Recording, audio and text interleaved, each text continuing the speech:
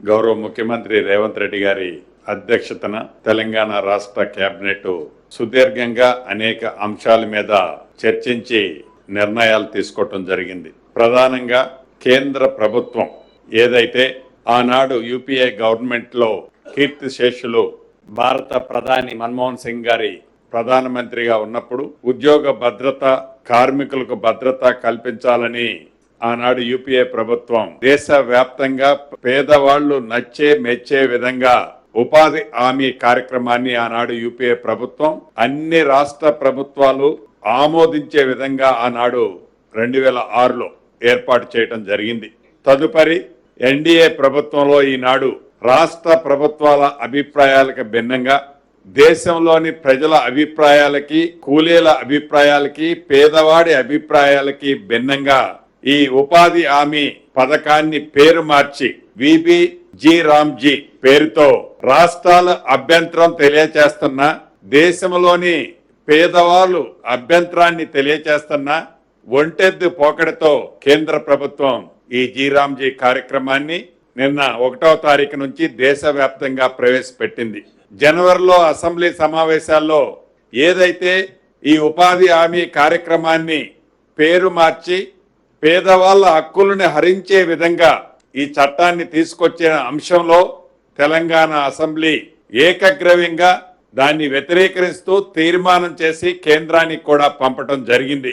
అయినా ఒంటెద్దు పోకడతో కేంద్ర ప్రభుత్వం ససేమరా అంటే ససేమరా అనే విధంగా ఒక్క లైను, ఒక పులి స్టాపు, కామా కూడా వారు అనుకున్నది మార్చకుండా యాజ్ ఇట్ ఈజ్ గా నిన్న జూలై 1వ తారీఖు నుంచి దేశవ్యాప్తంగా దీన్ని ఇంప్లిమెంటేషన్ చేయటం జరిగింది.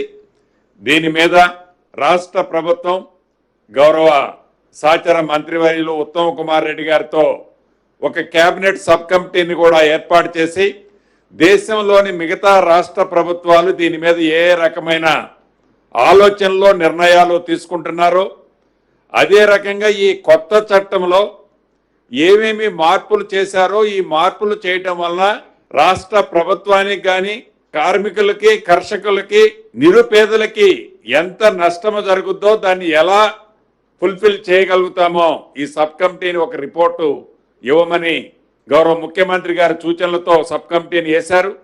ఆ రిపోర్టుని ఈరోజు కేబినెట్ లో చాలా క్షుణ్ణంగా, ఇంత డిబేట్ ఎప్పుడూ జరగలేదు. ఎందుకంటే ఇది కార్మికులకు సంబంధించింది, పేదవాళ్లకి, పేద కుటుంబానికి సంబంధించింది. చాలాసేపు దీని మీద డిస్కషన్ చేసి అనివార్యంగా దేశంలోని కొన్ని రాష్ట్రాలు ఏవైతే ఒప్పుకున్నాయో అదే రకంగా తెలంగాణ రాష్ట్రం కూడా గత్యంతరం లేని పరిస్థితిలో ఒప్పుకుంటూ న్యాయపరంగా దీని మీద అప్రోచ్ అవ్వాలని ఈరోజు కేబినెట్ తీర్మానించడం జరిగింది. అదేవిధంగా రాష్ట్రంలో ఉన్న స్కూల్స్, జూనియర్ కాలేజీలు అప్ టు 12th వరకు ఎవరైతే విద్యార్థులు ఉన్నారో వీరందరికీ మధ్యాహ్న భోజనం కార్యక్రమం, అల్పాహారము, పాలు ఇవ్వాలి అని కేబినెట్ లో నిర్ణయం తీసుకోవడం జరిగింది. ఈ విద్యార్థులతో పాటు సుమారు 1,50,000 మంది టీచర్స్ కానీ, టీచర్స్ తో పాటు లెక్చరర్స్, సిబ్బంది వారికి కూడా ఉచిత టిఫిన్, పాలు, అదే రకంగా భోజనాన్ని కూడా ఏర్పాటు చేయాలని రాష్ట్ర కేబినెట్ ఈరోజు నిర్ణయం తీసుకోవడం జరిగింది. అదే రకంగా పేదవాడికి మంచి వైద్యం ఇవ్వాలని ఈ రాష్ట్ర ప్రభుత్వం ఏదైతే దృఢ సంకల్పంతో ఈ వైద్య హెల్త్ సెక్టార్ ని మరింత స్ట్రెంథెన్ చేసే దాంట్లో భాగంగా టిమ్స్ సూపర్ స్పెషాలిటీ హాస్పిటల్ తో పాటు సనత్ నగర్, ఎల్బీ నగర్, అల్వాలోని TIMS, Warangal super speciality hospitals already as early as possible complete చేస్తూ వాటిని రన్నింగ్ లోకి తీసుకురావడానికి 6,278 పోస్టులు, 6,278 వివిధ కేటగిరీలకు సంబంధించిన పోస్టులను కూడా రాష్ట్ర కేబినెట్ ఆమోదించడం జరిగింది. దీనితో పాటు ఇందాక ఏవైతే ఈ 4 కార్పొరేట్ స్థాయి హాస్పిటల్స్ చెప్పానో భవిష్యత్తులో ఈ హాస్పిటల్స్ కూడా సీఎం రిలీఫ్ కి సంబంధించిన ఎల్ఓసీలు ఇవ్వాలని కూడా రాష్ట్ర కేబినెట్ నిర్ణయం తీసుకోవడం జరిగింది. అదేవిధంగా రాష్ట్ర ప్రభుత్వం హైదరాబాదులో ఏదైతే రివర్ ఫ్రంట్ ఉందో మూసి ప్రక్షాళన చేసే దాంట్లో భాగంగా ఫేజ్ 1కి సంబంధించి గాంధీ సరోవరకు ఉన్న వి షేపులో ఉన్న ఆ మూసీ రివర్ని 21 కిలోమీటర్లు ఫస్ట్ ఫేజ్ లో రాబోయే కొద్ది రోజుల్లో టెండర్ పిలవటానికి ప్రిపేర్ చేశారు. దానికి సంబంధించి 7,345 కోట్లు 7,345 crores కి రాష్ట్ర కేబినెట్ ఆమోదించడం జరిగింది.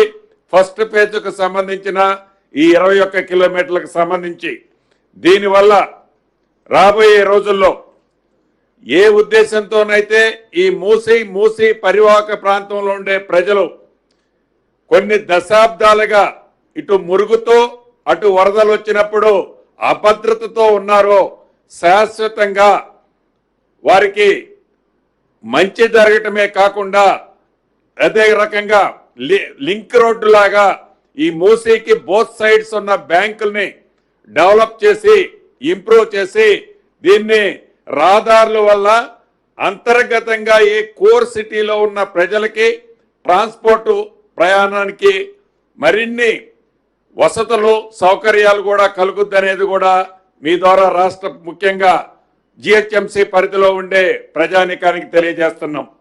అదేవిధంగా ప్రధానంగా వరంగల్ జిల్లా నెక్కొండ మండలం బొల్లికుంట గ్రామంలో గోదాముల కోసం ఒక 50 ఎకరాలు అంటే గతంలో గోదాములు అంటే ఒక 5 ఎకరాలు 6 ఎకరాలతో కేటాయించి ఒక చిన్నపాటి సైజుతో నిర్మించేది. ఇక్కడ భారీ గోదాములు ఏర్పాటు చేయాలని, అదే రకంగా కట్టాల మండలం కర్కలపాడు గ్రామంలో కూడా ఒక 10 ఎకరాలు ఇలా గోదాములకు సంబంధించి ఒక 5-6 కాన్స్టిట్యున్సీస్ లో, అదే రకంగా జవహర్ నవోదయకు సంబంధించి మహబూబాబాద్ జిల్లా పెద్దాయిపల్లి గ్రామంలో 20 ఎకరాలు, సూర్యాపేట జిల్లా కోదాడులో 19 ఎకరాలు, జగిత్యాల జిల్లాలో కేంద్రీయ విద్యాలయానికి సంబంధించి 5 ఎకరాలు, అదే రకంగా కేంద్ర రాష్ట్ర ప్రభుత్వాలకు సంబంధించిన వివిధ సంస్థలకి కూడా కొన్ని భూములను కేటాయించడం జరిగిందని మీ ద్వారా రాష్ట్ర ప్రజలకు ఈరోజు కేబినెట్ లో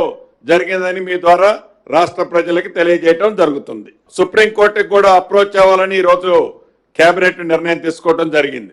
ఇది ఇన్కార్పొరేట్ దీంట్లో జాయిన్ అవుతూనే మనకు ఉన్న హక్కులు ఏవైతే ఉన్నాయో ఆ హక్కులని రక్షించుకునే దాంట్లో న్యాయస్థానం సుప్రీంకోర్టుకి అప్రోచ్ అవ్వాలన్నది కూడా కేబినెట్ నిర్ణయం తీసుకోవడం జరిగింది.